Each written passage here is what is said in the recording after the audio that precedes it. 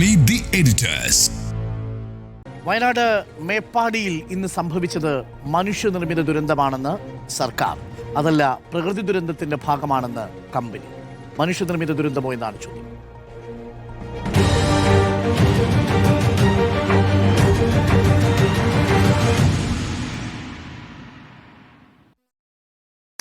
P S Sunil സംഭവ സ്ഥലത്ത് നിന്നും തത്സമയം നമുക്കൊപ്പം ചേരും. അതിനു മുമ്പ് ഞാൻ സ്മൃതിയിലേക്ക് എത്തിയാൽ, സ്മൃതി, ഇപ്പോൾ സർക്കാരും കമ്പനിയും രണ്ട് തട്ടിലാണ് ഈ വിഷയത്തിൽ.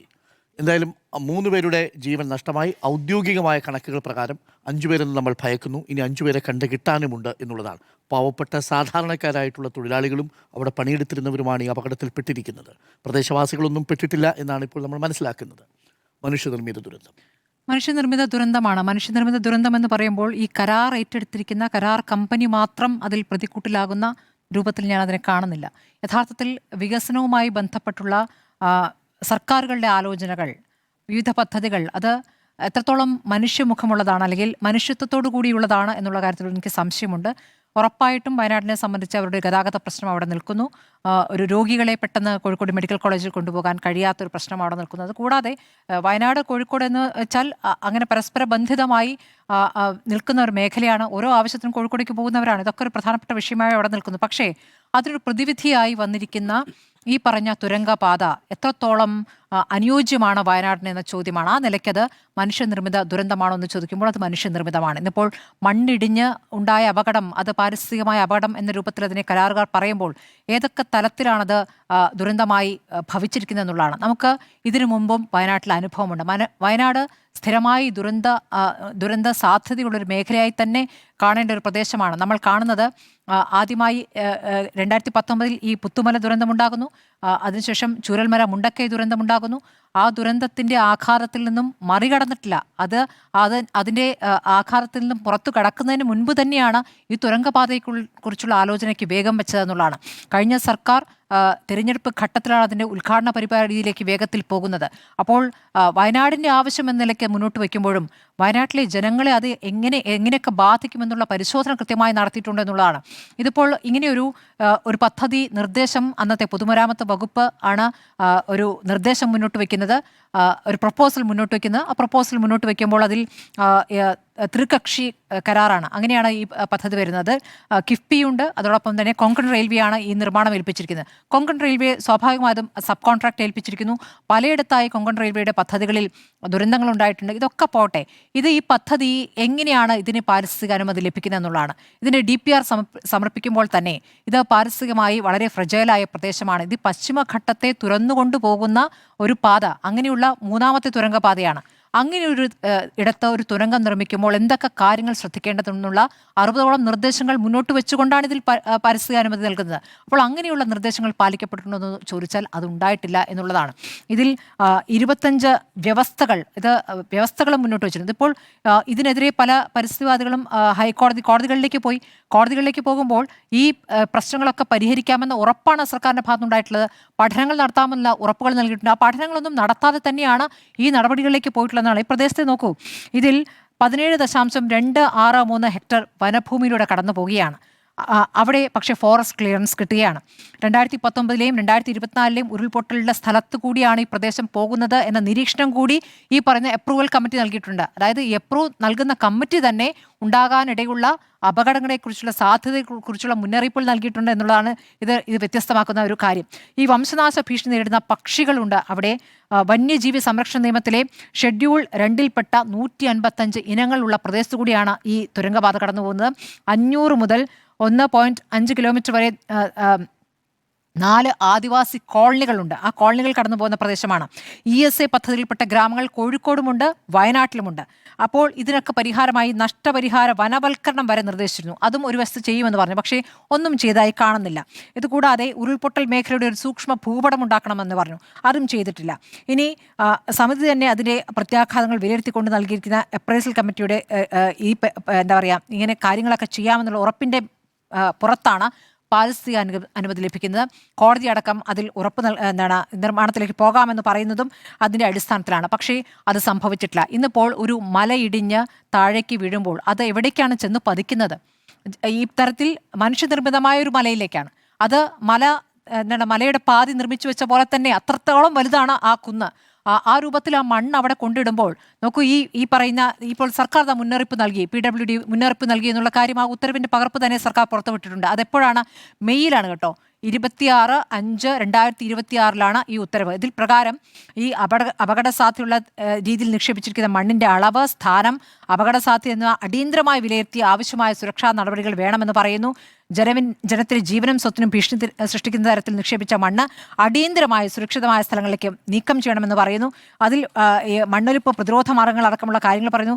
നിരവധി നിർദ്ദേശങ്ങൾ ഇപ്പോൾ ജനങ്ങളുടെ ജീവനും സ്വത്തിനും സുരക്ഷ ഉറപ്പുവരുത്താനുള്ള എല്ലാ മുൻകരുതൽ നടപടികളും സ്വീകരിക്കണമെന്നുള്ളതാണ് ഈ ഉത്തരവിൽ പറയുന്നത്. മെയ്യിൽ ഈ ഉത്തരവ് പുറപ്പെടുവിച്ച ശേഷം എന്താണ് ഈ ജില്ലാ ദുരന്ത നിവാരണ അതോറിറ്റി ചെയർപേഴ്സൺ കൂടിയായ ജില്ലാ കളക്ടർ ചെയ്തിട്ടുള്ളത് എന്നുള്ള കാര്യത്തിൽ എനിക്ക് സംശയമുണ്ട്. കാരണം ഇത് ചൂരൽമല മുണ്ടക്കൈ ദുരന്ത സമയത്തുണ്ടായിരുന്ന ജില്ലാ കളക്ടർ തന്നെ അവിടെ തുടരുന്നു. ആ സമയത്തും ആ കളക്ടറുടെ ഭാഗത്തു നിന്ന വീഴ്ചകൾ നമ്മുടെ മുന്നിലുണ്ട്. അന്ന് അവരുടെ പരിചയക്കുറവ്, അവർക്ക് അത്ര കാലമായിട്ടുണ്ടായിരുന്നില്ല കളക്ടറായിട്ട്, അപ്പോൾ അവരുടെ പരിചയക്കുറവ് ഒരു പ്രധാനപ്പെട്ട വിഷയമായി പറയുന്നു. പക്ഷേ വയനാട്ടിൽ ഇത്ര കാലമായി അവർ തുടരുമ്പോൾ അവിടുത്തെ പാരിസ്ഥിതികമായ പ്രശ്നങ്ങൾ അറിയാം.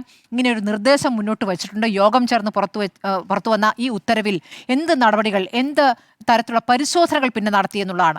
അതിനുശേഷം അവിടെ മൺകൂന അവിടെ മലയായി ഉയർന്ന ശേഷം ആ പരിശോധന നടന്നിട്ടുണ്ടോ എന്ന് ചോദ്യമുണ്ട്. അങ്ങനെ ഉണ്ടായിട്ടുണ്ടെങ്കിൽ പിന്നീട് ഈ മഴ വരുമ്പോൾ ഈ പണികൾ നിർത്തിവെക്കണമെന്ന് പറഞ്ഞു. മഴ വന്നപ്പോൾ നിർത്തുമ്പോൾ ഈ മണ്ണുമായി ബന്ധപ്പെട്ടുള്ള ചോദ്യം വരുമ്പോൾ പറയുന്നത് അവർക്ക് കൊണ്ടുപോകാൻ ഇടമില്ല എന്നാണ്. അപ്പോൾ ഇത് കൊണ്ടുപോകാൻ ഇടമില്ലാതെയാണോ ഈ മണ്ണ് കുഴിച്ചെടുക്കുന്നുള്ള ചോദ്യം. അപ്പോൾ പ്രാഥമികമായി ചെയ്യേണ്ട കാര്യങ്ങൾ പോലും ഈ കരാർ കമ്പനി ചെയ്തിട്ടില്ല. അപ്പോൾ കരാറുകാരെ പ്രതി ചേർത്തുകൊണ്ട് FIR ഇട്ടിരിക്കുന്നു. ദുരന്ത നിവാരണ ആക്ട് പ്രയോഗിക്കണമെന്നുള്ളതാണ്. അത് പ്രയോഗിക്കും. അങ്ങനെ പ്രയോഗിക്കുകയാണെങ്കിൽ 6 മാസം വരെ തടവ് ശിക്ഷ ലഭിക്കാമെന്ന് തോന്നുന്നു. ആ തരത്തിൽ പോകുന്നു. അപ്പോൾ മഴ ഉണ്ടായ സമയത്ത് നിർത്തിവെച്ചു എന്നുകൊണ്ട് മാത്രമാണ് ഇപ്പോൾ മരണസംഖ്യ ഉയരാത്തത്. ഇപ്പോൾ നമുക്ക് അനൗദ്യോഗികമായി 5 എന്നാണ് കണക്ക്, ഔദ്യോഗികമായി 3 എന്നാകുമ്പോഴും അപ്പോഴും കാണാതായ 5 പേർ വേറെയുമുണ്ട്. അപ്പോൾ പ്രദേശത്തെ വീടുകളുടെ പ്രശ്നം, ഈ മേഖലയാകെ വന്നിരിക്കുന്ന മാറ്റമെന്നുള്ള പ്രശ്നം, ചൂരൽമല മുണ്ടക്കൈ ദുരന്തത്തിൽ എങ്ങനെയാണ് മണ്ണ്, അന്നും ആരോ എടുത്ത ക്യാമറയിലെ ദൃശ്യങ്ങൾ നമ്മൾ കണ്ടാണ് അല്ലെ, മണ്ണ് ഒലിച്ചു വരുന്ന ദൃശ്യങ്ങൾ. അതുപോലെ ഇന്നും നമ്മൾ കാണുന്നു ഒരു ഹോളിവുഡ് മൂവിയിലേക്ക് പോലെ മണ്ണിങ്ങനെ ഒഴുകി വരുമ്പോൾ ജീവന് വേണ്ടി ഓടുന്ന ആളുകളെ നമ്മൾ കാണും, ചിതറി ഓടുന്ന ആളുകൾ. അതിൽ ചിലരെങ്കിലും അതിനടിയിൽ പെട്ടുപോയിട്ടുണ്ട് എന്നുള്ള ദുരന്തം കൂടി നമ്മൾ നേരിട്ട് കാണുകയാണ്. അപ്പോൾ ഇത്രയും ഭീതിതമായ അന്തരീക്ഷം അവിടെ നിൽക്കുമ്പോൾ ഇങ്ങനെയാണോ വികസനം നടപ്പാക്കേണ്ടത്? മറ്റെന്ത് ബദൽ ഉണ്ടാക്കാം എന്നൊരു പരിശോധനയിലേക്ക് പോകേണ്ടതുണ്ട്. ഇങ്ങനെയുള്ള മേഖലകളിൽ ഈ തരത്തിൽ പാരിസ്ഥിതികമായ പ്രത്യാഘാതം ഉണ്ടാക്കാതെ എങ്ങനെയാണ് ഒരു ബദൽ നിർദ്ദേശം? ഇത് വികസനം എന്നതിന് പോട്ടെ, വികസനം എന്നതിന് അപ്പുറം അടിസ്ഥാനപരമായ അവരുടെ ആവശ്യമാണല്ലോ ഈ ഗതാഗത പ്രശ്നം എന്നുള്ളത്. ആ പ്രശ്നത്തിൽ എന്ത് പരിഹാരം ഉണ്ടാക്കാം എന്നുള്ളത് പരിശോധനകളും മറ്റു പഠനങ്ങളും വേണ്ടതുണ്ട്. ഇതിൽ നിർദ്ദേശിക്കപ്പെട്ട പഠനങ്ങൾ പോലും പൂർത്തിയാക്കിയിട്ടില്ല എന്നുള്ളത് നമ്മുടെ മുന്നിലുള്ളത്. അടിയന്തരമായി ഈ സർക്കാർ ഇനി ചെയ്യേണ്ടത് പദ്ധതി നിർത്തിവെച്ച് ഇനി എന്താണ് ചെയ്യാൻ പോകുക? ഈ പദ്ധതിയുമായിട്ട് മുന്നോട്ട് പോവുകയാണോ അതോ മറ്റെന്തെങ്കിലും ബദൽ മാർഗമാണോ വേണ്ടതെന്ന് അടിയന്തരമായി പരിശോധിക്കേണ്ടത്. വേറെ ഒരു കാര്യം കൂടി ഉണ്ട് കേട്ടോ. ഈ സംസ്ഥാന ദുരന്ത നിവാരണ അതോറിറ്റി എന്താണ് ചെയ്യുന്നതെന്നുള്ള ചോദ്യം കൂടിയുണ്ട്. ഒരു ദുരന്തവും മുൻകൂട്ടി കാണാത്ത കാലാവസ്ഥാ കേന്ദ്രവും ഇവിടെയുണ്ട്. അവിടെ റഡാർ പ്രവർത്തിക്കുന്നില്ല. പ്രവർത്തിക്കാത്ത റഡാറാണ് ഇവിടെ ഉള്ളത്. നമ്മൾ വാർത്ത വായിച്ചുകൊണ്ടിരിക്കുമ്പോൾ റെഡ് അലർട്ട് വരുന്നു. അപ്പോൾ അതാണ് അതും എത്ര മില്ലിമീറ്ററാണ് മഴ പെയ്തിരിക്കുന്നത്? 221 മില്ലിമീറ്റർ മഴ പെയ്തിട്ടും അവിടെ യെല്ലോ അലർട്ട് ആയിരുന്നു എന്നുള്ളതാണ്. അപ്പോൾ ഇതൊക്കെ തന്നെയും പല തലങ്ങളിലായി നടന്നിരിക്കുന്ന വീഴ്ചയുടെ ചിത്രമാണ്. ഈ വീഴ്ച വ്യക്തികൾക്ക് എല്ലാവർക്കെതിരെ നടപടി വേണം. ആ കളക്ടറെ അവിടെ അടിയന്തരമായി മാറ്റണമെന്നൊരു അഭിപ്രായം എനിക്ക് ഉണ്ട്. കാരണം തുടർച്ചയായി വന്നിരിക്കുന്ന വീഴ്ചകൾ, ആ വീഴ്ചയിൽ അവർക്ക് എന്ത് വിസ്തീർണം നൽകാനുണ്ടെന്ന് കൂടി കേൾക്കേണ്ടത്. മാത്രമല്ല 2 റിപ്പോർട്ടുകളിൽ 2 രീതിയിലാണ് വന്നിരിക്കുന്നത്. ഒന്ന് പൊതുമരാമത്ത് വകുപ്പ് സെക്രട്ടറി വിളിച്ചു ചേർത്തിരിക്കുന്ന അവലോകന യോഗത്തിൽ ഒന്ന്, കളക്ടറുടെ യോഗത്തിൽ ഒന്ന്. കളക്ടറല്ലേ ദുരന്ത നിവാരണ ചെയർപേഴ്സൺ, അവരല്ലേ അതിന്റെ പൂർണ്ണ അധികാരി. എന്നിട്ട് അവരവിടെ എന്ത് ചെയ്തു എന്നൊരു പ്രധാനപ്പെട്ട ചോദ്യമുണ്ട്. നമുക്ക് പിയാസുലിലേക്ക് കൂടി ഒന്ന് പോകാം. പിയാസുൽ ഇപ്പോൾ വയനാട്ടിൽ എത്തിയിട്ടുണ്ട്. പിയാസുലിൽ ഇപ്പോഴും ഇടയ്ക്കിടയ്ക്ക് പെയ്യുന്ന മഴ രക്ഷാപ്രവർത്തനത്തെ ബാധിക്കുന്നുണ്ട്. ഏറ്റവും ഒടുവിൽ നമുക്ക് മുബഷീർ അവിടെ നിന്ന് വിവരം തരുമ്പോൾ 5 പേർ ഇപ്പോഴും മണ്ണിനടിയിൽ തന്നെയാണ് എന്നുള്ളൊരു വിവരമാണ് വരുന്നത്. അവർക്ക് വേണ്ടിയുള്ള തെരച്ചിൽ ഇപ്പോഴും തുടരുകയാണ് എന്നാണ് മനസ്സിലാക്കുന്നത്. എന്താണ് സുനിൽ നമ്മൾ മനസ്സിലാക്കുന്നത്? ഇതിപ്പോൾ ഒരു പ്രകൃതി ദുരന്തമാണെന്ന് കമ്പനി പറയുന്നു, അതല്ല മനുഷ്യനിർമ്മിത ദുരന്തമാണെന്ന് സർക്കാർ നിലപാടെടുക്കുന്നു. പിയാസുനിൽ, എല്ലാ ദുരന്തങ്ങളും മനുഷ്യനിർമ്മിതമാണെന്ന് പറയാനാകില്ല. അതേസമയം ദുരന്തങ്ങൾക്ക് പിന്നിൽ മനുഷ്യൻ ഒരു കാരണമാകുന്നുണ്ട് താനും. നോക്കൂ, ഇവിടെ നമുക്കറിയാലോ, വയനാട് എന്ന് പറയുന്ന ഈ പ്രദേശത്തിൻ്റെ പരിസ്ഥിതി പ്രാധാന്യം നമുക്ക് എല്ലാവർക്കും അറിയാം. നേരത്തെ നമ്മുടെ ഈ ചർച്ചയിലൊക്കെ തന്നെ പലരും ചൂണ്ടിക്കാണിച്ചതുപോലെ തന്നെ മാധവ് ഗാഡ്ഗിലിനെ നമുക്കിവിടെ ഓർക്കാതിരിക്കാൻ കഴിയില്ല. മാധവ് ഗാഡ്ഗിൽ 2011 കേന്ദ്ര സർക്കാരിന് അന്ന് നൽകിയ റിപ്പോർട്ടിൽ വയനാടിൻ്റെ പാരിസ്ഥിതിക പ്രത്യേകതയെക്കുറിച്ച് വളരെ കൃത്യമായി വിവരിച്ച് പറഞ്ഞിട്ടുണ്ട്, വിശദമായി പറഞ്ഞിട്ടുണ്ട്. അതൊരു മുന്നറിയിപ്പായിരുന്നു. ആ മുന്നറിയിപ്പ് നമ്മൾ പല കാലങ്ങളിൽ അവഗണിച്ചു എന്നുള്ളതാണ്. മാധവ് ഗാഡ്ഗിൻ്റെ ആ റിപ്പോർട്ട് പൂർണ്ണമായി ഇല്ലാതാക്കാൻ പിന്നീട് കസ്തൂരി രംഗൻ സമിതി കൊണ്ടുവന്നു. ആ സമിതി മാധവ് ഗാഡ്ഗിൻ്റെ ആ റിപ്പോർട്ടിനെ പൂർണ്ണമായി വെട്ടിത്തിരുത്തുകയാണ് ചെയ്തത്. നോക്കൂ, Wayanad ecologically sensitive zone category 1 Madhav Gadgil ഉൾപ്പെടുത്തിയത്. ഒരു കാരണവശാലും അവിടെ ചെറിയ മനുഷ്യ സമ്മർദ്ദങ്ങൾ പോലും അവിടെ വലിയ ദുരന്തങ്ങൾക്ക് കാരണമാകും എന്ന് അന്ന് മാധവ് ഗാഡ്ഗിൽ പറഞ്ഞിട്ടുണ്ട്. എത്ര ദുരന്തങ്ങൾ കഴിഞ്ഞ 10 വർഷത്തിനുള്ളിൽ എത്ര ദുരന്തങ്ങളാണ് കേരളം കണ്ടിട്ടുള്ളത്? 2018 പ്രളയം കണ്ടു, അതിനുശേഷം 2019 പുത്തുമലയിലെ ദുരന്തം കണ്ടു, 2024 ചൂരൽമല ദുരന്തം കണ്ടു. എത്ര മനുഷ്യ ജീവനാണെന്ന് പൊലിഞ്ഞത്? 400-500 ആളുകളാണ് ഓരോ ദുരന്തത്തിൽ പൊലിഞ്ഞുപോയത്. അപ്പോഴാണ് നമ്മൾ ഇതുപോലുള്ള വലിയൊരു പദ്ധതിയുമായി മുന്നോട്ട് പോകുന്നത്. ഞാനിവിടെ ചൂണ്ടിക്കാണിക്കുന്നത് ആരാണ് ഈ പദ്ധതിയുടെ പരിസ്ഥിതി ആഘാത പഠനം നടത്തിയത്?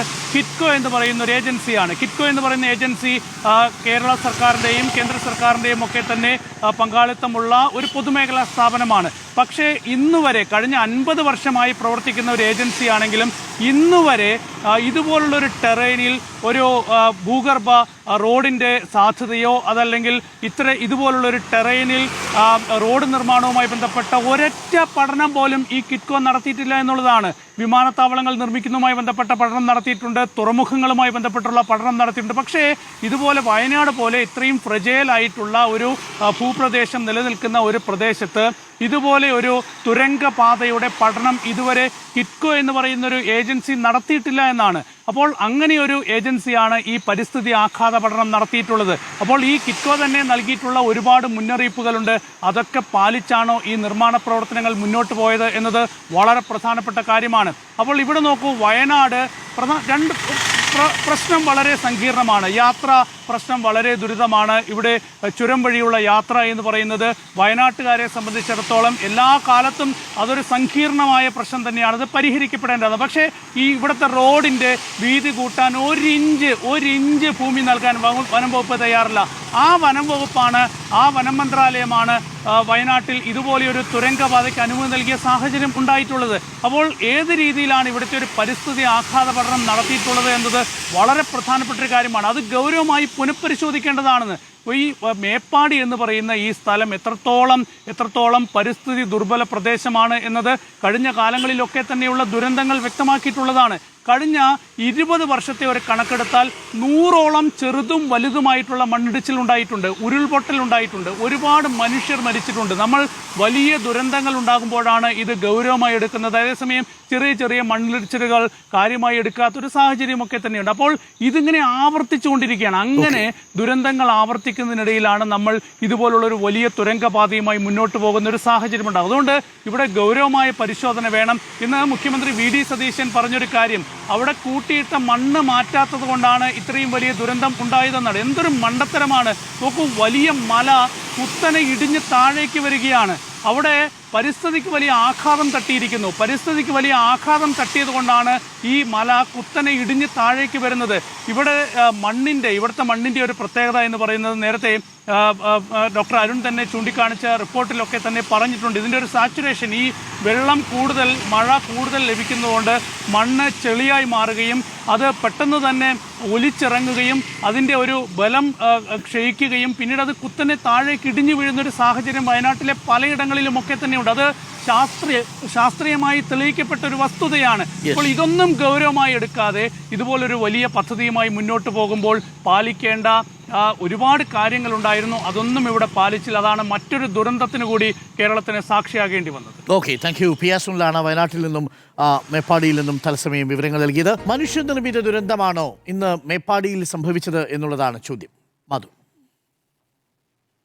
എന്നാണ് നമുക്ക് നിലവിൽ കിട്ടുന്ന വിവരങ്ങൾ അനുസരിച്ച് പറയാൻ കഴിയുന്നത്. ഇതിൽ ഇപ്പോൾ ഈ ദുരന്തമുണ്ടായി രാവിലെ 12 മണിയോടുകൂടി അതിൻ്റെതായ എല്ലാ വിവരങ്ങളും പുറത്തേക്ക് വരികയാണ്. ആദ്യഘട്ടത്തിൽ ഇതൊരു മണ്ണിടിച്ചിൽ, ഒരു നേരിയ തോതിലുള്ള മണ്ണിടിച്ചിൽ, 4-5 ആളുകൾ കുടുങ്ങി അതിൽ രക്ഷപ്പെടുത്തി എടുക്കുന്നവർക്കൊക്കെ ജീവനുണ്ട് എന്ന നിലയിലുള്ള വാർത്തകളാണ് വന്നത്. പിന്നീട് ഇതിൻ്റെ വ്യാപ്തി കൂടിക്കൂടി വരികയും ഇപ്പോൾ നമ്മുടെ മുന്നിൽ ഒരു വലിയ ദുരന്തത്തിൻ്റെയും മാത്രമല്ല ഇനി വരാനിരിക്കുന്ന ദുരന്തങ്ങളുടെ മുന്നറിയിപ്പും എന്ന നിലയ്ക്ക് ഇത് മാറിയിരിക്കുന്നു എന്നതുണ്ട്.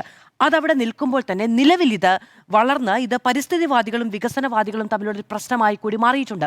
ഇതിനെ അങ്ങനെ കാണരുത്. അത് അങ്ങനെ കാണുന്നത് ഒരു വലിയ ക്രൈമാണ്, പ്രത്യേകിച്ചും ഒരു ദുരന്തത്തിൻ്റെ പശ്ചാത്തലത്തിൽ നിൽക്കുമ്പോൾ. നമുക്ക് 2 തലങ്ങളും അറിയാം. വയനാടിൻ്റെ യാത്രാ പ്രശ്നം പരിഹരിക്കപ്പെടണം, ശരിയാണ്. വയനാടിൻ്റെയും കേരളത്തിൻ്റെയും ഭൂമി സവിശേഷതകൾ എന്നത് പ്രത്യേകവുമാണ്, അതും നമുക്കറിയാം. ഈ 2 കാര്യങ്ങളെയും അതിലൊരു ഇക്വിലിബ്രിയം കണ്ടെത്തുക എന്ന് പറയുന്നത് പ്രധാനപ്പെട്ട ഒരു കാര്യമാണ്. അവിടെയാണ് പ്രോജക്റ്റുകൾ ചോദ്യം ചെയ്യപ്പെടുകയും ചെയ്യുന്നത്. ഒരു കാര്യം കൂടി പറഞ്ഞതിന് ശേഷം ഞാൻ പോകാം. നമ്മൾക്കിപ്പോൾ ഇതുമായി ബന്ധപ്പെട്ട പാരിസ്ഥിതിക അനുമതികളൊക്കെ കിട്ടിയിട്ടുണ്ട്. കേന്ദ്രത്തിൻ്റെ ഫൈനൽ അപ്രൂവൽ വരെ കിട്ടിയതിന് ശേഷമാണ് ഈ തെരഞ്ഞെടുപ്പിന് തൊട്ട് മുൻപുള്ള ഉദ്ഘാടനമൊക്കെ നടന്നത്. അതൊക്കെ ശരിയാണ്. പക്ഷേ നമുക്ക് പ്രളയമുണ്ടായതിനു ശേഷം നമ്മുടെ അന്നത്തെ മുഖ്യമന്ത്രി പിണറായി വിജയൻ പറഞ്ഞൊരു കാര്യമുണ്ട്. അത് നവകേരളത്തെക്കുറിച്ചുള്ള കൺസെപ്റ്റാണ്. എന്താണ്? കേന്ദ്രാനുമതികൾ കിട്ടുന്ന പ്രോജക്റ്റുകൾ നടപ്പിലാക്കും എന്നായിരുന്നില്ല അത് കേരളത്തിൻ്റെ സവിശേഷതകളെയും പാരിസ്ഥിതിക സാഹചര്യങ്ങളെയും കൂടി പരിഗണിച്ചേ ഇനി ഇവിടെ എന്ത് പ്രോജക്റ്റും നടപ്പിലാക്കുകയുള്ളൂ. അതാണ് നവകേരള സൃഷ്ടി എന്നതിൻ്റെ കൺസെപ്റ്റ് എന്ന നിലയ്ക്ക് ഒരു അനൗൺസ്മെൻറ്റ് ഉണ്ടായിട്ടുണ്ട്. അതിനോട് നമ്മൾ എത്രത്തോളം കൂറു പുലർത്തിയിട്ടുണ്ട് എന്ന ഒരു ചോദ്യം കൂടി അവിടെ നിൽക്കുന്നുണ്ട്. ഇതിൻ്റെ പ്രശ്നം ആ ദൃശ്യങ്ങൾ കണ്ടോ? നമ്മുടെ മുന്നിലേക്ക് വന്ന ആ ദൃശ്യങ്ങൾ എത്ര ഭീതി ഉണ്ടാക്കുന്നതാണ്. നമുക്ക് ഈ കേസുമായി ബന്ധപ്പെട്ട് ഇപ്പം നേരത്തെ സ്മൃതി മാഡം ചൂണ്ടിക്കാണിച്ചതുപോലെ സുപ്രീം കോടതി വരെ ഈ കേസ് പോയിട്ടുണ്ട്. അവിടെ കോടതി പറഞ്ഞൊരു കാര്യമുണ്ട്, അതൊക്കെ എഞ്ചിനീയേഴ്സ് നോക്കിക്കോളുമെന്ന്. ഏത് എഞ്ചിനീയേഴ്സാണ്? ഇന്നിപ്പോൾ അവിടെ ഉണ്ടായിരുന്ന ആളുകൾ, ഒരുപക്ഷെ ഈ നിർമ്മാണ പ്രവർത്തികൾ നടക്കുന്നതാണെങ്കിൽ ഈ പറയുന്ന ഉദ്യോഗസ്ഥരൊക്കെ അവിടെ ഉണ്ടാകും. മണ്ണിടിച്ചിലിനെ തടഞ്ഞു നിർത്താൻ കഴിയുന്ന എന്ത് എഞ്ചിനീയറിംഗ് വൈഭവമാണ് നമുക്ക് നിലവിലുള്ളത്? കൊങ്കൺ പ്രോജക്റ്റ് നമ്മുടെ അഭിമാന പദ്ധതിയാണ് അല്ലേ? അവിടെ ലാൻഡ് സ്ലൈഡുകൾ ഉണ്ടാകുന്നില്ലേ? എത്രയോ ടൺ കണക്കിന് മണ്ണ് ഇടിഞ്ഞു വീഴുന്നുണ്ട്, റെയിൽ ഗതാഗതം തടസ്സപ്പെടുന്നുണ്ട്. അതേ ഈ പറയുന്ന കൊങ്കണിനാണ് ഇവിടുത്തെ ഈ നിർമ്മാണ ഉത്തരവാദിത്വം നൽകിയിരിക്കുന്നത്. ഇനി കൊങ്കൺ കടന്നു പോകുന്നത് നേരത്തെ സ്മൃതി മാഡം ചൂണ്ടിക്കാണിച്ചതുപോലെ തന്നെ അത് വനമേഖലയിലൂടെ കടന്നു പോകുന്നുണ്ട്, ഡെസേർട്ടഡ് ആയിട്ടുള്ള പ്ലേസസിലൂടെ കടന്നു പോകുന്നുണ്ട്. കേരളം അങ്ങനെയാണോ? ജനസാന്ദ്രത ഇത്രയധികം കൂടിയ ഇടമാണ്. എവിടെ അപകടം ഉണ്ടായിട്ടുണ്ടെങ്കിലും മനുഷ്യജീവൻ നഷ്ടമുണ്ടാകും. അപ്പോൾ ഇങ്ങനെയുള്ള കാര്യങ്ങൾ കൂടിയൊക്കെ നമ്മൾ പരിഗണിക്കേണ്ടതാണ് എന്നുണ്ട്. ഇനി നേരത്തെ മാഡം പറഞ്ഞു മെയ് മാസത്തിൽ ദുരന്ത നിവാരണ അതോറിറ്റിയുടെ ഒരു യോഗം ചേർന്നിട്ടുണ്ട്. അതിനുശേഷവും ഇതുമായി ബന്ധപ്പെട്ട് ചില യോഗങ്ങൾ നടന്നിട്ടുണ്ട്. അതിൽ 2 IAS ഉദ്യോഗസ്ഥർ, ഈ പറയുന്ന അദീല അബ്ദുള്ളയും മറ്റൊരു IAS ഉദ്യോഗസ്ഥനും പങ്കെടുത്തിട്ടുണ്ട് എന്നത് പ്രധാനമാണ്. അതിൽ ചില നിർദ്ദേശങ്ങളും ഒക്കെ നൽകിയിട്ടുണ്ട്. ഈ മണ്ണ് അവിടെ നിന്ന് നീക്കം ചെയ്യണം എന്നുള്ള നിർദ്ദേശങ്ങളടക്കം നൽകിയിട്ടുണ്ട്. പക്ഷേ അതൊന്നും ഫലപ്രദമായി മുന്നോട്ട് പോയില്ല എന്നതാണ് അതിൽ ഒരു പ്രശ്നമായിട്ട് നിൽക്കുന്നത്. അവിടെ യോഗം ചേർന്നിട്ടുണ്ട്. ആ യോഗം ചേർന്നത് 25/6/2026 മെയ് മാസത്തിന് ശേഷം അവിടെ ആ യോഗം ചേർന്നിട്ടുണ്ട്. അതിൽ അദീല അബ്ദുള്ള IASഉം വിനോദ് VR IASഉം പങ്കെടുത്തിട്ടുണ്ട്. അതിൽ നിർദ്ദേശങ്ങൾ നൽകിയിട്ടുണ്ട്. അതിൽ വളരെ കൃത്യമായി പറയുന്ന ഒരു കാര്യമുണ്ട്. അത് ജൂലൈ ആഗസ്റ്റ് മാസങ്ങളിൽ കനത്ത മഴയുണ്ടാകാൻ സാധ്യതയുള്ളതിനാൽ കൂടുതൽ ശ്രദ്ധ നൽകാൻ എല്ലാ വകുപ്പുകൾക്കും നിർദ്ദേശം നൽകിയിട്ടുണ്ട്. ജില്ലാ ഭരണകൂടത്തിന് പൂർണ്ണ പിന്തുണ വയനാട് ജില്ലാ കളക്ടർ നൽകിയിട്ടുമ്പോൾ മഴ മുന്നോട്ട് വെക്കാൻ എന്ന കാര്യമുണ്ട്. അവിടെ കൂട്ടിയിട്ട മണ്ണ് നിലവിൽ ടാർപോളിന് ഉപയോഗിച്ച് വെള്ളം ഇറങ്ങാത്ത വിധം കവർ ചെയ്തിട്ടുണ്ട്. പക്ഷേ കൂടുതൽ മണ്ണ് സൂക്ഷിക്കാൻ അനുയോജ്യമായ സ്ഥലമില്ല എന്നത് മനസ്സിലാക്കിയിട്ടുണ്ട്. ഇനി മണ്ണ് കൂട്ടിയിട്ട ഭാഗങ്ങളിലെ ഈ ഒറിജിനൽ ഗ്രൗണ്ടിന്റെ മണ്ണ് ഇൻവെസ്റ്റിഗേഷൻ നടത്താനുള്ള നിർദ്ദേശം നൽകിയിട്ടുണ്ട്. ഇത് അവിടെ നിന്ന് മാറ്റണമെന്ന് അടക്കമുള്ള കൃത്യമായ നിർദ്ദേശം നൽകിയിട്ടുണ്ട്. ഇത് ഈ കരാർ കമ്പനി പാലിച്ചിട്ടില്ല. ഇത് നോക്കൂ, ഈ കരാർ എന്ന് പറയുന്നത് കേരള ഗവൺമെന്റും ഈ കരാർ കമ്പനിയും കിഫ്ബിയും ഉൾപ്പെട്ട ഒരു ത്രികക്ഷി കരാറാണ്. ഇതിന്റെ ഉത്തരവാദിത്തം നടപ്പാക്കുന്നവർക്ക് മാത്രമല്ല, നടപ്പാക്കുന്ന കരാർ കമ്പനി ഇത് പാലിച്ചിട്ടുണ്ടോ എന്ന് പരിശോധിക്കാൻ കൃത്യമായ ഉത്തരവാദിത്തം ജില്ലാ ഭരണകൂടത്തിൽ നിക്ഷിപ്തമാണ്. അതിനാണ് ദുരന്ത നിവാരണ ആക്ട് നിലവിലുള്ളത്. കരാർ കമ്പനി അത് നടപ്പിലാക്കിയില്ലെങ്കിൽ ഈ DM ആക്ട് എടുത്ത് പ്രയോഗിക്കാനുള്ളതാണ്, അത് അട്ടത്ത് വെക്കാനുള്ളതല്ല. മഴ മുന്നറിയിപ്പുണ്ട്. ഈ പറയുന്ന 265 മില്ലിമീറ്റർ മഴ ലഭിക്കുന്ന സാഹചര്യം ഉണ്ടായിട്ടുണ്ട്. അപ്പോൾ അവിടെ ഈ മഴ തുടങ്ങി, അതുകൊണ്ട് ഇത് മാറ്റാൻ കഴിയില്ല എന്നാണ് പിന്നീട് കരാർ കമ്പനി പറഞ്ഞത്. മഴ തുടങ്ങിയതിനാൽ ഈ മണ്ണ് മാറ്റാൻ ഇനി സാവകാശമില്ല. മഴ തുടങ്ങുന്നത് വരെ എന്ത് നോക്കിയിരിക്കുകയായിരുന്നു? അതിനുശേഷം ഇനി മണ്ണ് മാറ്റാൻ കഴിയില്ല. അതുകൊണ്ട് നമുക്ക് ഈ 250 mm മുകളിൽ മഴ പെയ്യുകയാണെങ്കിൽ പണി നിർത്തിവെക്കാം എന്നൊരു ധാരണയിലേക്ക് വന്നു. അങ്ങനെ പണി നിർത്തിവെക്കുന്നത് അവിടെ ലാൻഡ് സ്ലൈഡ് അടക്കമുള്ള പ്രശ്നങ്ങൾ ഉള്ളത് കൊണ്ടാണല്ലോ. അങ്ങനെയാണെങ്കിൽ ആ പ്രോജക്റ്റ് നിൽക്കുന്ന സ്ഥലത്ത് നിന്ന് ആളുകളെ ഒഴിപ്പിക്കണം അല്ലേ? ഇതിപ്പോൾ ഇതര സംസ്ഥാന തൊഴിലാളികളായതുകൊണ്ട് നമുക്കിത്തിരി വേതന കുറവുണ്ട് എന്ന് തോന്നുന്നു. നമ്മുടെ നാട്ടിലേക്ക് ജോലിക്ക് വരുന്ന മനുഷ്യരെ പ്രതീക്ഷിച്ചിരിക്കുന്ന കുറേയേറെ കുടുംബങ്ങൾ നമ്മുടെ രാജ്യത്തുണ്ട്. നമ്മളെല്ലാ പൗരന്മാരെയും ഒരുപോലെയാണ് കാണുന്നത്. അപ്പോൾ അങ്ങനെ ഇരിക്കുന്ന കുടുംബങ്ങളെ അടക്കം കണ്ണീരിലാഴ്ത്തിക്കൊണ്ട് എന്തിനാണ് ഇത്തരത്തിൽ ഉള്ള അനാസ്ഥയുണ്ടാകുന്നത്? ഇതിന് ആര് മറുപടി പറയുമെന്നുള്ളതാണ്. ഇപ്പോൾ കേസെടുത്തിട്ടുണ്ട്. കരാർ കമ്പനിക്കെതിരെ കൃത്യമായ ഇടപാടുകൾ വേണം. അതിൽ ഈ DM ആക്ട് പ്രയോഗിക്കാതെ അലംഭാവം കാണിച്ചിട്ടുള്ള ആളുകൾക്കെതിരെയും കൃത്യമായ വിശദീകരണം ചോദിക്കേണ്ടതുണ്ട് എന്നതുണ്ട്. അവിടെ നിന്ന് മണ്ണ് മാറ്റിയിട്ടില്ലെങ്കിൽ എന്തുകൊണ്ട് മാറ്റിയിട്ടില്ല എന്നൊരു ചോദ്യം അവിടെ ഉണ്ടാകണം. അവിടെ ഒരു സ്റ്റോപ്പ് മെമ്മോ കൊടുക്കണം. ഇതിന്റെ സംഭവം എന്താണെന്ന് അറിയാമോ? പ്രോജക്റ്റ് നിർത്തിവെച്ചത് എവിടെയാണ്? ടണലുമായി ബന്ധപ്പെട്ട പ്രവർത്തനങ്ങളാണ്. ഈ ആളുകൾ ഉണ്ടായിരുന്നത് അവിടുത്തെ മണ്ണു നീക്കൽ പ്രക്രിയയുമായി ബന്ധപ്പെട്ടാണ്. അതുകൊണ്ട് അവരെ ഇന്ന് അവിടെ ഒരു വാഹനം വന്നിട്ടുണ്ടല്ലോ, തൊഴിലാളികളുമായി വന്ന വാഹനം. ഇവരെന്താ കാണാമെന്നാണോ? അവിടെ ആ പ്രോജക്റ്റ് നിർത്തിവെച്ചിരുന്നു. പണി നടന്നില്ല എങ്കിൽ എന്തിനാണ് തൊഴിലാളികളെ കൊണ്ടുവന്നത്? ഈ തൊഴിലാളികൾ അവിടെ വന്ന സമയത്ത് ആ വാഹനത്തിലാണ്, വാഹനം കിടക്കുന്ന കിടപ്പ് നമ്മൾ കണ്ടോ? ആ വാഹനത്തിൽ ഉണ്ടായിരുന്ന സമയത്താണ് ഇതുണ്ടായെങ്കിലോ അട്ടപ്പടലം ഈ തൊഴിലാളികൾ അടക്കം പോകും, ഇത്രയും ആളുകൾ പോലും രക്ഷപ്പെടില്ലായിരുന്നു എന്നൊരു പ്രശ്നം കൂടിയുണ്ട്. അവിടെ ഇപ്പോൾ നമ്മൾ അവിടെ ഒരു പോക്കറ്റ് കൃത്യമായി കാണാൻ കഴിയുന്നുണ്ട്. ഒരു ലാൻഡ് സ്ലൈഡ് ഉണ്ടായിട്ടുണ്ട് എന്നുള്ളതാണ് പറഞ്ഞു കേൾക്കുന്നത്. ഔദ്യോഗിക സ്ഥിരീകരണവും പഠനവും വേണമുണ്ട്. ആ പ്രദേശത്തേക്ക് ആളുകൾക്ക് പോകാൻ കഴിഞ്ഞിട്ടുമില്ല. അത് ഈ കോൺക്രീറ്റ് നോക്കണം, മണ്ണ് കൂട്ടിയിട്ട് അതിന് മുകളിൽ കോൺക്രീറ്റ് പാളി ഉണ്ടാക്കി വെക്കുകയാണ്. ഇതൊക്കെ ശരിയാണ്, ശാസ്ത്രീയമായി ചെയ്യുകയാണ്. പക്ഷെ ഒരു മല ഇടിഞ്ഞ് വരുമ്പോൾ അതിനെ തടയാൻ കഴിയുന്ന തരത്തിൽ മണ്ണിന് മുകളിൽ തേച്ച് വെച്ചിരിക്കുന്ന കോൺക്രീറ്റിന് കഴിയുമെന്നൊക്കെ ഇന്നിപ്പം JCB മാന്തുന്ന സമയത്ത് ഈ കോൺക്രീറ്റ് പാളികളൊക്കെ അതിൻ്റെ കൂടെ വരികയാണ്. ഇത്രയും ദുർബലമായ സ്ട്രക്ചറുകൾ കൊണ്ട് നമുക്കൊരു മലയെ തടഞ്ഞു നിർത്താൻ കഴിയും എന്നൊക്കെ വിചാരിക്കുന്നത് കടുത്ത മണ്ടത്തരമാണ് എന്നതുകൂടിയുണ്ട്. എനിക്ക് പറയാനുണ്ട്. പശ്ചിമഘട്ടം 150 മില്യൺ വർഷം പഴക്കമുള്ള ഭൂമേഖലയാണ്. അവിടെ എൻ്റെ ഓർമ്മയിൽ 2019 വയനാട് മേഖലയിൽ 3 നില കെട്ടിടം അങ്ങനെ പണിയരുത് എന്ന നിർദ്ദേശമുണ്ടായിട്ടുണ്ട്. ക്വാറിയിങ്ങും മൈനിങ്ങും അടക്കമുള്ള കാര്യങ്ങളിൽ അവിടെ നിയന്ത്രണം ഉണ്ടായിരുന്നു. പിന്നീട് ഈ നിർദ്ദേശം അട്ടിമറിക്കപ്പെടുകയാണ്. ജില്ലാ കളക്ടറാണ് നിർദ്ദേശം നൽകിയത്. ദുരന്ത നിവാരണത്തിന്റെ ചുമതല അദ്ദേഹത്തിനാണല്ലോ. ഈ നിർദ്ദേശം അട്ടിമറിക്കപ്പെടുകയാണ്. മൈനിങ്ങും ഒക്കെ ഇപ്പോൾ എങ്ങനെയാണ് വരുന്നതെന്ന് അറിയാമോ? മഴ പെയ്യുകയാണെങ്കിൽ മൈനിങ് അടക്കമുള്ള കാര്യങ്ങളും ക്വാറിങ്ങിനും ഒക്കെ നിയന്ത്രണം വരുന്നുണ്ട്. അല്ലാത്ത സമയത്ത് ഇത് തുടരാം എന്നത് തന്നെയാണ്. നമ്മൾ ജീവിക്കുന്ന മേഖലയ്ക്ക് പാരിസ്ഥിതിക സവിശേഷതകളുണ്ടെങ്കിൽ നമുക്ക് കാല് ചവിട്ടി നിൽക്കാനുള്ള മണ്ണ് അത് അവിടെയാണ് നമ്മൾ ഓപ്റ്റ് ചെയ്തത് എന്നത് പ്രാഥമികമായി തിരിച്ചറിയണം. അതിന്റെ സവിശേഷതകളോട് സമരസപ്പെട്ടേ നമുക്ക് ജീവിക്കാൻ കഴിയുകയുള്ളൂ. ഇപ്പം ഈ പരിസ്ഥിതിയുമായി ബന്ധപ്പെട്ട് തീവ്ര നിലപാടുകൾ പറയുന്നവരുണ്ട്. വികസനവുമായി ബന്ധപ്പെട്ട് തീവ്ര നിലപാടുകൾ പറയുന്നുണ്ട്. അങ്ങനെയുള്ള ചിലർ ഇന്ന് ചോദിക്കുന്ന ചില ചോദ്യമുണ്ട്. എന്താണ്? നിങ്ങൾ ഈ AC-യിലിരിക്കുന്നവർ, നിങ്ങൾ ഈ കൊച്ചി നഗരത്തിൽ ജീവിക്കുന്നവർ, നിങ്ങൾക്ക് എല്ലാ തരത്തിലുള്ള ആനുകൂല്യങ്ങളുമുണ്ട്, എല്ലാ സാഹചര്യങ്ങളുമുണ്ട്. നോക്കിപ്പം ഇടുക്കിയുമായി ബന്ധപ്പെട്ട് അതിൻ്റെ പരിസ്ഥിതി മേഖലയുമായി ബന്ധപ്പെട്ട് അവിടെ നിർമ്മാണങ്ങൾക്ക് റെസ്ട്രിക്ഷൻ ഉണ്ട്. നമ്മൾ ഈ ഇരിക്കുന്ന സ്റ്റുഡിയോയും നമ്മളിരിക്കുന്ന കസേരയും അടക്കം അറബിക്കടലിൽ പോകും അവിടെ ഒരു ദുരന്തം ഉണ്ടായിട്ടുണ്ടെങ്കിൽ. അപ്പോൾ നമ്മൾക്ക് അവിടെയുള്ള ആളുകളെ മാത്രമാണോ നമ്മൾ തള്ളി പറയുന്നത്? അല്ല. അപ്പോൾ അങ്ങനെ നമ്മുടെ ഭൂമിയുടെ സവിശേഷതകളോട് സമരസപ്പെട്ടുകൊണ്ടല്ലാതെ പോകാൻ കഴിയില്ല എന്നതാണ്. ഇപ്പോൾ സുനിൽ സാർ നേരത്തെ പറഞ്ഞു ഗാഡ്ഗിലിനെ നമ്മൾ സ്മരിക്കുന്നു. ഇതിനു മുമ്പ് നമ്മൾ ഗാഡ്ഗിലിനെ എപ്പോഴാണ് സ്മരിച്ചെന്നറിയാമോ? വയനാട് പ്രശ്നമുണ്ടായപ്പം. ഇന്ന് നമ്മൾ ഗാഡ്ഗിലിനെ സ്മരിക്കുന്നു. ഇനി നമ്മൾ ഗാഡ്ഗിലിനെ സ്മരിക്കുന്നതിന് മുൻപ് കുറച്ച് ജീവനുകളെങ്കിലും മിനിമം നമുക്ക് നഷ്ടപ്പെട്ടിട്ടുണ്ടായിരിക്കും. ഗാഡ്ഗിൽ റിപ്പോർട്ട് നടപ്പിലാക്കണം എന്നൊന്നുമല്ല ഞാൻ പറയുന്നത്. അതിന് ശരിയാണ്, അതിന് വലിയ ബുദ്ധിമുട്ടുകളുള്ള പല നിർദ്ദേശങ്ങൾ അവിടെയുണ്ട്. പക്ഷേ ആ പഠനം ഉണ്ടാകുന്നതും ആ നിർദ്ദേശങ്ങൾ ഉണ്ടാകുന്നതും നമ്മുടെ ഭൂമി സവിശേഷതകളെ കൂടി പരിഗണിച്ചുകൊണ്ടാണ് എന്നത് നമ്മൾ വിചാരിക്കേണ്ടതുണ്ട് എന്നുകൂടിയാണ്. ഇനി നേരത്തെ ഡോക്ടർ അരുൺകുമാർ ചൂണ്ടിക്കാണിച്ചതുപോലെ നമുക്ക് GSAയുടെ മാപ്പിലേക്ക് പോവുകയാണെങ്കിൽ അവിടെ വളരെ കൃത്യമായി മേപ്പാടി മേഖല അടയാളപ്പെടുത്തി വെച്ചിട്ടുണ്ട്. റെഡ് സോണിലാണ് ഉള്ളത്. അതായത് ലാൻഡ് സ്ലൈഡ് പ്രോൺ ഏരിയയിൽ ഏറ്റവും റെഡ് സോണിലാണ് ഇതുള്ളത്. അവിടെയാണ് നമുക്ക് ഈ മൈനിങ് അടക്കമുള്ള കാര്യങ്ങൾ ഇപ്പോൾ നടക്കുന്നത്. വേറെ ഒരൊറ്റ കാര്യം കൂടി പറഞ്ഞു പോകേണ്ടതുണ്ട് എന്ന് തോന്നുന്നു. അത് ഈ കരാറുണ്ടല്ലോ, നമ്മുടെ ഈ കൊങ്കണും കേരള സർക്കാരുമായി ബന്ധപ്പെട്ട കരാറിൽ അതിൽ വളരെ കൃത്യമായി, അതായത് അതിൽ പഠനം നടന്നത് സോഷ്യൽ ഇമ്പാക്ട് അസസ്മെന്റ് സ്റ്റഡി നടത്തിയിട്ടുണ്ട്.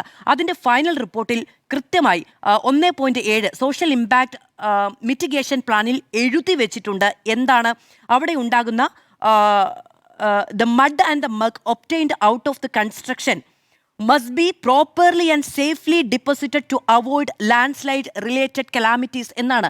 അപ്പോൾ അതിൽ വീഴ്ച വരുത്തിയിട്ടുണ്ടെങ്കിൽ കൊങ്കണ്ണ ഈ കരാർ കമ്പനിക്ക് വളരെ കൃത്യമായ വീഴ്ച വന്നിട്ടുണ്ട്.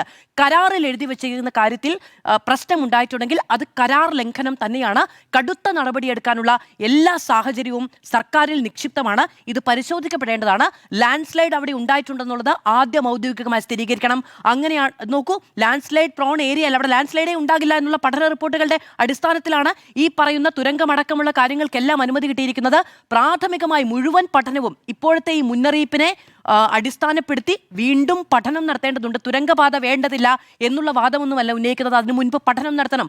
ഈ മണ്ണ് മാറ്റുമ്പോൾ ഇതാണ് സ്ഥിതിയെങ്കിൽ മൈനിങ് അടക്കമുള്ള കാര്യങ്ങൾ തുടങ്ങുന്ന സമയത്ത് എന്തായിരിക്കും അതിൻ്റെ റിപ്പർക്കഷൻ എന്നത് നമ്മൾ ആലോചിക്കേണ്ടതാണ്. അതിനു മുൻപ് പഠനം നടത്തേണ്ടതുണ്ട്. ഇനി ഈ പറയുന്ന മനുഷ്യജീവൻ കൊടുത്തിട്ട് നമുക്ക് പിന്നീട് ചർച്ചകൾ നടത്തിയിട്ട് കാര്യമില്ല.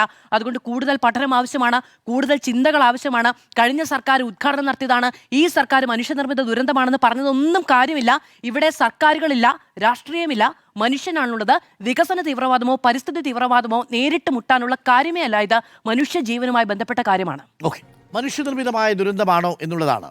ഇത് മൊത്തം മനുഷ്യനിർമ്മിതമാണ് എന്നുള്ളത് കൊണ്ട് ദുരന്തവും നേട്ടവും എല്ലാം മനുഷ്യനിർമ്മിതമാണ് എന്നാണ് സ്വാഭാവികമായും നമ്മൾ പറയുക. ഇവിടെ രണ്ട് പ്രധാനപ്പെട്ട വൈരുദ്ധ്യങ്ങൾ ചൂണ്ടിക്കാണിക്കാനാണ് ഞാൻ ആഗ്രഹിക്കുന്നത്. നേരത്തെ ഗാഡ്ഗിൽ കമ്മിറ്റി റിപ്പോർട്ടിനെ കുറിച്ചൊക്കെ പറഞ്ഞു. നമ്മൾ വിശദമായ ചർച്ച നമ്മളതിലേക്ക് കടക്കാം. നോക്കൂ, ഇന്നിപ്പോൾ നമ്മുടെ പൊതുമരാമത്ത് വകുപ്പ് മന്ത്രിയും പറഞ്ഞൊരു വാചകം, ഇതിൽ പൊതുമരാമത്ത് വകുപ്പിന് ഇതിനകത്ത് റോളില്ല എന്നാണ്.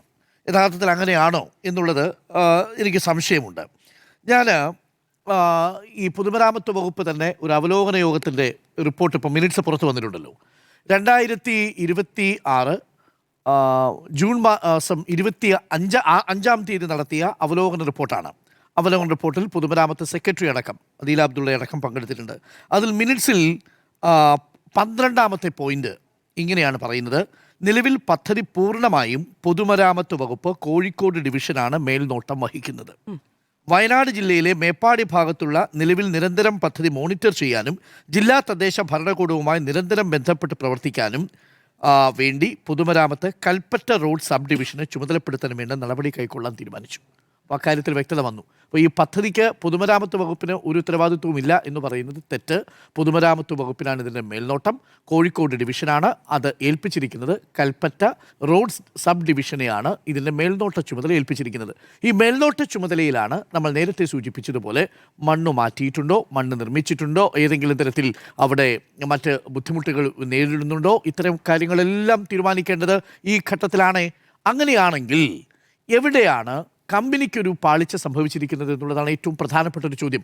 ഇവിടെ ഈ വളരെ പെട്ടെന്ന് വന്നിട്ട് ഇതൊരു മനുഷ്യനിർമ്മിതമായ ദുരന്തമാണ് എന്ന് ഒരു പ്രസ്താവന ഇറക്കുമ്പോൾ അതിനാധികാരികമായി മുഖ്യമന്ത്രി അടക്കം പറയുന്നത് കളക്ടർ കൊടുത്തിരിക്കുന്ന റിപ്പോർട്ടാണ്.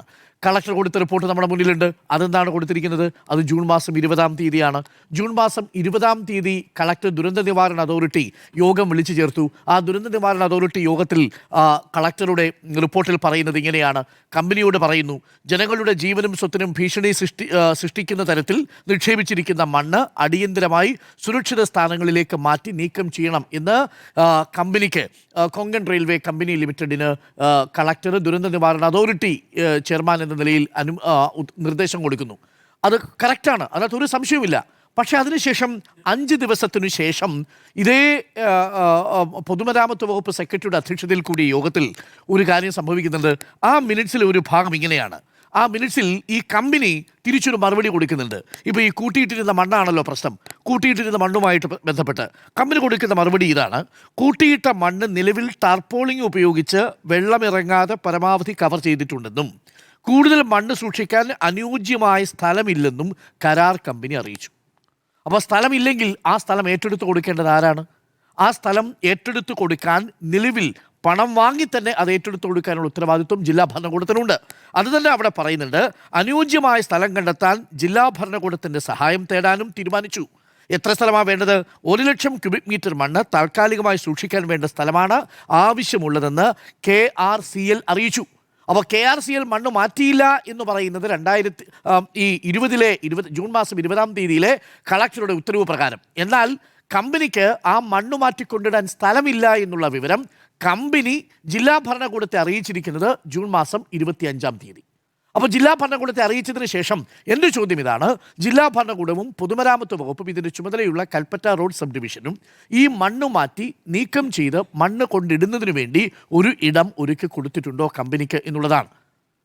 വളരെ പ്രധാനപ്പെട്ട ചോദ്യമാണ്. നിങ്ങൾക്ക് മണ്ണ് കൊണ്ടിടാൻ സ്ഥലമില്ലെങ്കിൽ ഈ കമ്പനി അവിടെ കൊണ്ട് മണ്ണിടും. ഇത് ആരുടെ ഉത്തരവാദിത്വമാണ്? ടേംസ് അനുസരിച്ച് നിലവിൽ ഇതിന്റെ മേൽനോട്ടം വഹിക്കേണ്ടത് അവരാണ്. ഇതിന്റെ മുഴുവൻ പൈസയും കമ്പനിയിൽ ഈടാക്കാം. ആ സ്ഥലം എത്ര എത്ര എത്ര നാളത്തേക്കാ നോക്കൂ. പുറത്തേക്ക് കൊണ്ടുപോകുമ്പോഴുള്ള റോയൽറ്റി ഫീസ് ഒഴിവാക്കി തരാനും KRCL ആവശ്യപ്പെട്ടു. ഇതിന് വേണ്ട നടപടി ആവശ്യപ്പെടുക. റോയൽറ്റി ഫീസ് ഒഴിവാക്കി തരണം, എന്നാലേ മണ്ണ് കൊണ്ടുപോകാനും പറ്റൂ. അപ്പോൾ മണ്ണ് കൊണ്ടുപോകണമെങ്കിൽ റോയൽറ്റി ഫീസ് അടക്കം ഒഴിവാക്കി കൊണ്ടുവേണം. ഈ നടപടി സ്വീകരിച്ചില്ലെന്ന് മാത്രമല്ല 2 ആഴ്ചത്തെ സമയം ആവശ്യപ്പെട്ടിരുന്നു എന്നുള്ളതാണ്. പക്ഷെ അവിടെ ഒരു കാര്യമുണ്ട്. അതായത് പിന്നീട് ഈ തീരുമാനം മാറ്റി. കാരണം ഇനി ഓൾറെഡി മഴ പെയ്തു, അപ്പൊ ഇനി ഇത് നടക്കില്ല. ഈ പറയുന്ന അതാണ് അടുത്ത ഭാഗം. നോക്കൂ, ആ മിനിറ്റ്സിൽ തന്നെ പറയുന്നൊരു ഭാഗമുണ്ട്. മണ്ണ് ഇപ്പോൾ നീക്കുന്നത് അപകടമാണ് എന്ന് അതേ അവലോകന റിപ്പോർട്ട്. അപ്പൊ 2 ചോദ്യങ്ങളാണ്. ഒന്ന്, കളക്ടറോട് ഈ കമ്പനി ആവശ്യപ്പെട്ടിട്ടുണ്ടോ ഈ മണ്ണ് നീക്കി വെക്കാൻ ഒരു സ്ഥലം വേണം എന്നാവശ്യപ്പെട്ടപ്പോൾ കളക്ടർ മറുപടി കൊടുത്തിട്ടുണ്ടോ? ഇല്ലെങ്കിൽ എവിടെയാണ് KRC മണ്ണ് കൊണ്ടുപോകണ്ടേ? ഇപ്പോൾ കൊങ്കൺ റെയിൽവേക്ക് പാളത്ത് കൊണ്ട് മണ്ണിടാൻ പറ്റത്തില്ലല്ലോ. മണ്ണ് ഇടാനുള്ള സ്ഥലം കളക്ടർ കൊടുത്തിട്ടുണ്ടോ? ജില്ലാ അതോറിറ്റി കൊടുത്തിട്ടുണ്ടോ? 2, അതിനുശേഷം മഴ പെയ്തു തുടങ്ങുമ്പോൾ 25-ാം തീയതി ഇതേ മിനിറ്റ്സിൽ തന്നെ പറയുന്നു ഇപ്പോഴുള്ള ഈ നിലയിൽ മണ്ണ് നീക്കുന്നത് അപകടകരമാണ് എന്നുള്ളതും ഈ മിനിറ്റ്സിൽ പറയുന്നുണ്ട്. കൂടാതെ ഈ നിലവിൽ കൂട്ടിയിട്ട മണ്ണ് എടുത്തു മാറ്റുമ്പോഴുണ്ടാവുന്ന പാരിസ്ഥിതിക പ്രശ്നങ്ങൾക്ക് വേണ്ട പ്രതിവിധി 2 ആഴ്ചയ്ക്കകം നൽകുമെന്ന് SEA പ്രതിനിധി അറിയിക്കുകയും ചെയ്തിട്ടുണ്ട് എന്നുള്ളതാണ്. എന്ന് പറഞ്ഞാൽ മണ്ണ് അവിടെ നിന്ന് മാറ്റുമ്പോൾ മറ്റൊരു ഇമ്പാക്റ്റ് ഉണ്ടാവാനുള്ള സാധ്യതയുണ്ടോ, അതിനെക്കുറിച്ച് പഠിക്കാൻ വേണ്ടി തീരുമാനം എടുത്തിട്ടുണ്ട് എന്നുള്ളതാണ്. അപ്പോൾ കമ്പനിയിലേക്ക് പോയാൽ ഇതൊന്നും നിൽക്കില്ല. ഇത് കമ്പനിയെ പ്രോസിക്യൂട്ട് ചെയ്യാനുള്ളൊരു അവസരമായിട്ടല്ല ഉപയോഗിക്കേണ്ടത്. പക്ഷേ ആത്യന്തികമായി നമ്മൾ ഈ സമയമെങ്കിലും ഉപയോഗിച്ച് പഠിക്കേണ്ട 2 കാര്യങ്ങളുണ്ട്. ഒന്ന്, ഇതിൻ്റെ എൻവയോൺമെൻ്റൽ ഇമ്പാക്റ്റ് അസസ്മെൻറ്റ്. അത് എത്രമാത്രം ശാസ്ത്രീയമായി നടന്നു. എനിക്ക് സംശയമുണ്ട്. കിറ്റ്കോ നടത്തിയിരിക്കുന്ന എൻവയോൺമെൻറ്റ് ഇമ്പാക്റ്റ് അസസ്മെൻറ്റിൽ എനിക്ക് സംശയമുണ്ടെന്ന് പറയാനുള്ള കാരണം അതൊരു പൊളിറ്റിക്കൽ പ്രോജക്റ്റ് ആയിരുന്നു. ഇത് ആ പദ്ധതി വരണം എന്നുള്ള കാര്യത്തിലൊന്നും എനിക്ക് യാതൊരു സംശയവുമില്ല. കാരണം അവിടെയുള്ള ജനങ്ങളെ സംബന്ധിച്ച് വലിയ ഗതാഗത കുരുക്കുണ്ടാക്കുന്ന ഒരു വലിയ സംവിധാനം നമ്മുടെ മുന്നിലുണ്ട്. നമ്മൾ ഇന്നലെയും ചർച്ച ചെയ്തതാണ് 6-ാം വളവിൽ കുടുങ്ങിയ ട്രക്കിനെ കുറിച്ച്. അവിടെയുള്ള മനുഷ്യർക്ക് ആശുപത്രി പോകണം. അവിടെയുള്ള മനുഷ്യർ സാധാരണക്കാരാണ്. അവർക്ക് കോഴിക്കോട് മെഡിക്കൽ കോളേജിൽ എത്തണം. അവിടെയുള്ള മാനന്തവാടി മെഡിക്കൽ കോളേജിൻ്റെ അവസ്ഥ നമ്മൾ പറഞ്ഞതാണ്. അവിടെ മനുഷ്യർക്ക് സഞ്ചരിക്കണം. ഇതൊക്കെ ആവശ്യമായ കാര്യമാണ്. പക്ഷേ അതിനാവശ്യമായിട്ടുള്ള മുന്നൊരുക്കങ്ങൾ നടന്നിരുന്നോ? എൻവയോൺമെൻ്റൽ ഇമ്പാക്റ്റ് അസസ്മെന്റ് എത്ര രീതിയിൽ നടന്നു? മുന്നോട്ട് വെച്ച 30 ഉപാധികളിൽ എന്തെല്ലാം നടന്നിട്ടുണ്ട്? ഉദാഹരണത്തിന് അവിടെയുള്ള മനുഷ്യ വന്യമൃഗ സംഘർഷം ലഘൂകരിക്കുന്നതിനുള്ള എന്തെങ്കിലും ഒരു നടപടി നടന്നോ? നാളിതുവരെ, ഈ നിമിഷം വരെ ഈ പ്രദേശത്ത് ഏതെങ്കിലും തരത്തിലൊരു ബാരിയർ ഉണ്ടായാൽ, നിങ്ങൾക്കറിയാമല്ലോ ആ പ്രദേശം 900 കണ്ടി പ്രദേശവും ഈ മീനാക്ഷി പ്രദേശവും എല്ലാം ആനത്താരയുള്ള പ്രദേശമാണ്. ആ പ്രദേശത്ത് ആന ഇറങ്ങുന്ന ഭാഗത്തൊരു ബാരിയർ ഉണ്ടായാൽ വന്യമൃഗ സംഘർഷം ഉണ്ടാവുമെന്നും അതിനെ തടയാനുള്ള നടപടി സ്വീകരിക്കണമെന്നും പറഞ്ഞു. എന്തെങ്കിലും നടപടി ഉണ്ടായോ? ഈ പരിസരത്ത് നിലവിലത് ലാൻഡ് സ്ലൈഡ് പ്രോൺ ഏരിയ ആയിട്ടാണ് നിലവിൽ GSIയുടെ മാപ്പിൽ രേഖപ്പെടുത്തിയിരിക്കുന്നത്. അതാണ് നേരത്തെ മാധു സൂചിപ്പിച്ചത്. അത് റെഡ് സോൺ മേഖലയിൽപ്പെട്ടിരിക്കുന്ന ഹൈ ഹസാർഡ് സോൺ മേഖലയിൽപ്പെട്ടിരിക്കുന്ന പ്രദേശമാണ്. അവിടെ ഏതെങ്കിലും തരത്തിൽ ഡ്രില്ലിംഗ് ഉണ്ടാവുമ്പോൾ എങ്ങനെയാണ് ഈ മണ്ണിൻ്റെ അടരുകൾ പ്രതികരിക്കുക? എന്തെങ്കിലും പഠനം നടത്തിയോ? ഏതെങ്കിലും തരത്തിലുള്ള ശാസ്ത്രീയ പഠനം ആഴത്തിൽ നടത്തിയിട്ടുണ്ടോ? ഇതൊന്നുമില്ലാതെ കിറ്റ്കോ ഒരു റിപ്പോർട്ട് കൊണ്ട് കൊടുക്കുന്നു, നാഷണൽ അതോറിറ്റി മറ്റൊരു റിപ്പോർട്ട് കൊണ്ട് കൊടുക്കുന്നു. അതോറിറ്റിയുടെ അടിസ്ഥാനത്തിൽ സുപ്രീം കോടതി ഒരു വിധി പ്രഖ്യാപിക്കുന്നു. സുപ്രീം കോടതിയുടെ വിധിയിൽ എന്താ പറഞ്ഞിരുന്നത്? ദേശീയ പ്രാധാന്യമുള്ള വിഷയം എന്നാണ്, നാഷണൽ ഇമ്പോർട്ടൻസ് ഉള്ള വിഷയമാണ്, പൂർത്തിയായാൽ അത് ജനങ്ങളുടെ ജീവനാഡിയാണ് എന്നാണ് പറഞ്ഞിരിക്കുന്നത്. ഇപ്പോൾ അത് പൂർത്തിയാകുന്നതിനിടയിൽ സംഭവിച്ചിരിക്കുന്ന ഈ ദുരന്തം ജീവനാഡിയല്ല, ഒരു വലിയ ദുരന്തമായി അവിടുത്തെ മരണമായി മാറുകയാണ് ചെയ്യുന്നത് എന്നുള്ള കാര്യമാണ്. എഞ്ചിനീയറിംഗ് സാങ്കേതിക വൈദഗ്ധ്യം കൊണ്ട് നിങ്ങൾക്ക് എത്രത്തോളം പ്രകൃതിയെ തടഞ്ഞു നിർത്താൻ കഴിയുമെന്നൊരു വലിയ ചോദ്യം നമ്മുടെ മുന്നിലുണ്ട്. 40 സെക്കൻഡ് പിടിച്ചു വെക്കാൻ കഴിയുന്ന ശ്വാസമാണ് 4-5 മണിക്കൂറായിട്ട് മണ്ണിനടിയിൽ കിടക്കുകയാണ്. അതിൽ എഞ്ചിനീയറിംഗ് വൈദഗ്ധ്യം നേടിയ ആളുകളടക്കമുണ്ട് എന്നുള്ളതാണ് ഇതിൽ ഏറ്റവും പ്രധാനപ്പെട്ട കാര്യം. അപ്പോൾ ചുരുക്കത്തിൽ ഈ പറയുന്ന എൻവയോൺമെൻ്റൽ ഇമ്പാക്റ്റ് അസസ്മെൻ്റ് എല്ലാം കൃത്യമായിരുന്നുവെന്നും അതിൽ പറഞ്ഞിരിക്കുന്ന ഘടകങ്ങൾ നമുക്ക് ചിലപ്പോൾ അല്പസമയം താമസിക്കേണ്ടി വരും. പക്ഷേ അത് പൂർണ്ണമായിട്ടും പരിസ്ഥിതി സൗഹൃദത്തോടു കൂടി സസ്റ്റൈനബിളായി തന്നെ നടപ്പിലാക്കത്തക്ക രീതിയിലുള്ള സംവിധാനം ഉണ്ടാവുക എന്നുള്ളതാണ്. നമ്മുടെ മണ്ണിൻ്റെ ഘടന വേണം, നമ്മളുടെ ഹൈഡ്രോളജിക്കലായിട്ടുള്ള സ്റ്റഡി വേണം. ഈ 2 സ്റ്റഡികളും, ആഴത്തിലുള്ള ജിയോളജിക്കൽ സ്റ്റഡിയോ ആഴത്തിലുള്ള ഹൈഡ്രോളജിക്കൽ സ്റ്റഡിയോ നിലവിൽ ഈ ആനക്കാംപൊയിൽ കള്ളാടി പാതയുമായി ബന്ധപ്പെട്ട്, തുരങ്കപാതയുമായി ബന്ധപ്പെട്ട് ആഴത്തിൽ നടന്നിട്ടില്ല എന്ന് തന്നെയാണ് ഞാൻ മനസ്സിലാക്കുന്നത്. മുന്നുപാധിയായി നടത്തിക്കൊള്ളാമെന്ന് പറഞ്ഞ് ഉപാധികളിൽ പലതും നമ്മൾ കണ്ടില്ലെന്ന് നടിക്കുകയാണ് ചെയ്തത്. എല്ലാവരും തുരങ്കത്തിന് പിന്നാലെയാണ്. പക്ഷെ തുരങ്കമുണ്ടാക്കുന്ന ആഘാതത്തിന് പിന്നാലെ ഒരു മനുഷ്യനും പോയില്ല എന്നുള്ളത് കൊണ്ടാണ് ഇത് മുൻകൂട്ടി കാണാൻ നമുക്ക് പറ്റാതെ പോയത്. നോക്കൂ, 11:15 ഇനി അപകടമുണ്ടാവുന്നത്. ഒന്ന് ആലോചിച്ച് നോക്കൂ, ആ സ്ഥലത്ത് പൂർണ്ണമായിട്ടും തൊഴിലാളികൾ പണിയെടുത്ത ദിവസമായിരുന്നെങ്കിലോ എന്ത് സംഭവിക്കുമായിരുന്നു എന്നുള്ളത് മനുഷ്യരിങ്ങനെ വലിച്ചെറിയപ്പെടുന്ന കാഴ്ചയാണ് നമ്മൾ കണ്ടത്. സാധാരണ സിനിമകളിലൊക്കെ 6 മണിക്ക് വൈകുന്നേരം 6 മണിക്കാണ് പാലത്തിലൂടെ ഒരു JCBക്ക് അപ്പുറത്ത് വരാൻ സാധിച്ചത്. അതിലൊരു പ്രശ്നമുണ്ട്. പിന്നെ ഈ വയനാട്ടിലെ യാത്രാ പ്രശ്നവുമായി ബന്ധപ്പെട്ട് ഒരു റെഗുലേഷൻ നടപ്പിലാക്കാവുന്നതാണ്. അതായത് വാഹനങ്ങൾക്കൊരു നിയന്ത്രണം ഇല്ല. ഭാരവാഹനങ്ങൾക്കടക്കം സമയം നിശ്ചയിച്ചു കൊടുക്കുക, ചുരമിറങ്ങാൻ തുടങ്ങിയ കാര്യങ്ങളുണ്ട്. അതൊന്നും ചെയ്യാതെ ഇതിന്റെ പ്രശ്നം എന്താണെന്ന് വെച്ചിട്ടുണ്ടെങ്കിൽ വാഹനവും ചില വണ്ടികൾ ആക്സിൽ ഒടിഞ്ഞ അവിടെ പ്രശ്നം ഉണ്ടാകും. നമ്മളൊക്കെ നിരന്തരം യാത്ര ചെയ്യുന്ന പ്രശ്നമല്ലോ. അവിടെ ഒരു കൃത്യമായിട്ട് അതിനൊരു റെഗുലേഷൻ നടപ്പിലാക്കാനുള്ള ഒരു സംവിധാനം ഏർപ്പെടുത്തുക എന്നതാണ് പ്രശ്നം. ഇത് ഒരു വാഹനം അവിടെ തടഞ്ഞിട്ടുണ്ടെങ്കിൽ മറ്റെല്ലാ വാഹനങ്ങളും, നമ്മുടെ 4 വരി ഹൈവേയിൽ പോലും നമുക്ക് മര്യാദയ്ക്ക് ഡ്രൈവ് ചെയ്യുന്ന ശീലമില്ലാത്ത മനുഷ്യരാണ് നമ്മൾ. പക്ഷേ നമ്മൾ എന്താ ചെയ്യുക? നമ്മൾ ഈ ചുരം പോലെയുള്ള ഇടങ്ങളിലേക്ക് വണ്ടി കൊണ്ടുപോയി കുത്തിക്കയറ്റുക, 2 വീലറുകൾ ഈ പറയുന്ന ലെയിൻ നോക്കാതെ പോവുക. അത് അവിടെ കൃത്യമായി ട്രാഫിക് നിയന്ത്രണം നടപ്പിലാക്കുക എന്നുള്ളത് വലിയ പരിഹാരമായിരിക്കും. അതെങ്കിലും മിനിമം ചെയ്യുക എന്നുള്ളതാണ് അവിടെ ചെയ്യാൻ കഴിയുന്ന ഒരു കാര്യം. ഓക്കെ, മനുഷ്യനിർമ്മിത ദുരന്തമോ എന്നുള്ളതായിരുന്നു ചോദ്യം. 4 പേരുടെയും ഉത്തരം യെസ് എന്ന് തന്നെയാണ്.